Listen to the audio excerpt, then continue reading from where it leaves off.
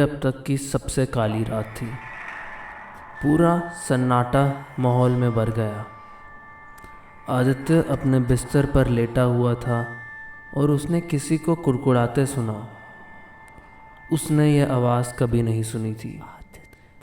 ऐसा लग रहा था जैसे कोई बहुत गहरी आवाज़ में अजीबोगरीब शब्द पढ़ रहा हो।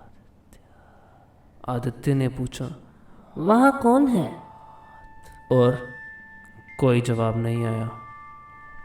वह उठा और उस आवाज़ का पीछा करने लगा। यह आवाज़ गेस्ट रूम से आ रही थी।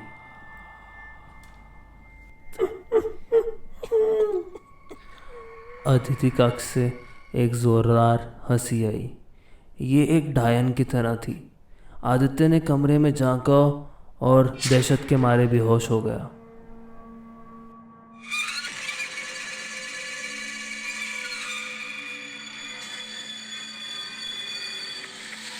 वह मिकी था और वह सोफे पर बैठा था और जलती हुई मोमबत्ती की रोशनी में कुछ शब्दों का जाप कर रहा था।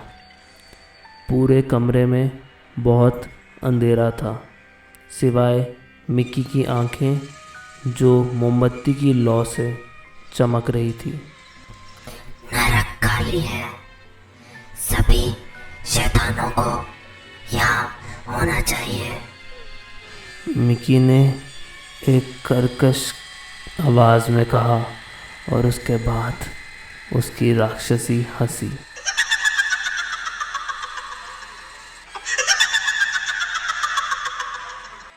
आदित्य भयभीत था। उसकी आंखें डर से भर गई। डर के मारे घुटकर आदित्य घबराने लगा। वह हवा के लिए हाँफने लगा और उसकी भारी सांस ने मिकी को आगाह कर दिया। मिकी ने अपना सिर आदित्य की ओर घुमाया। उसके चेहरे पर एक अजीब सी मुस्कान थी और उसने कहा, नमस्ते आदित्य। आदित्य ने कांपती हुई आवाज़ में पूछा, तुम क्या चाहते हो? आप सब। मिकी ने जवाब दिया। आदित्य को चक्कर आने लगे। उसे लगा जैसे कोई उसका गला दबा रहा हो। मिकी ने अजीब आवाज़ में कहना शुरू किया, इस जीवन का कोई मतलब नहीं।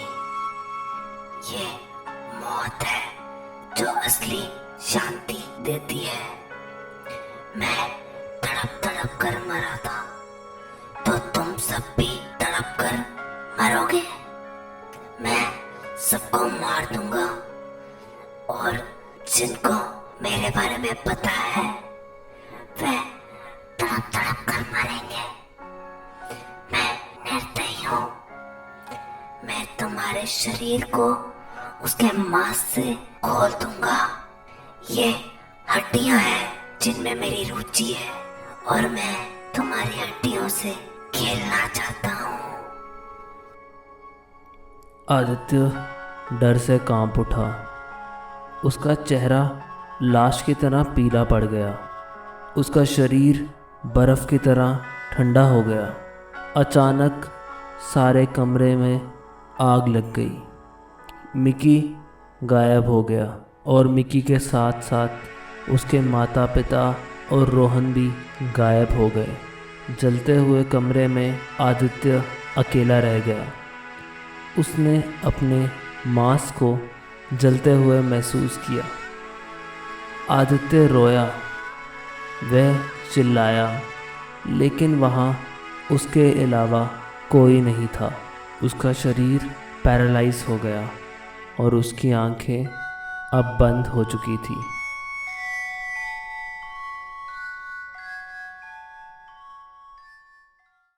आदित्य जागो, नहीं तो स्कूल के लिए लेट हो जाओगे, रोहन ने कहा। आदित्य ने आंखें खोली और हैरान होकर कहा, भैया, मिकी यहाँ था, वे नहीं गया है। मैंने उसको देखा, वो हमारे लिए आएगा। रोहन, आदित्य मिकी चला गया है, अभी उठो और तैयार हो जाओ। आदित्य आज भी मिकी से डरता है। वह सपना एकदम असली की तरह था। स्कूल में आदित्य खो गया था। उसका दिमाग उस सपने में ही अटका रहा और मिकी की आवाज़ उसके कानों में गूंजती रही। वह महीनों तक आराम से सो नहीं पाया। बुरे सपनों को दूर करने के लिए वह हनुमान जी के टेडी के साथ सोना शुरू कर गया। बुरे सपने कम हो गए और जल्द ही उसका जीवन सामान्य हो गया।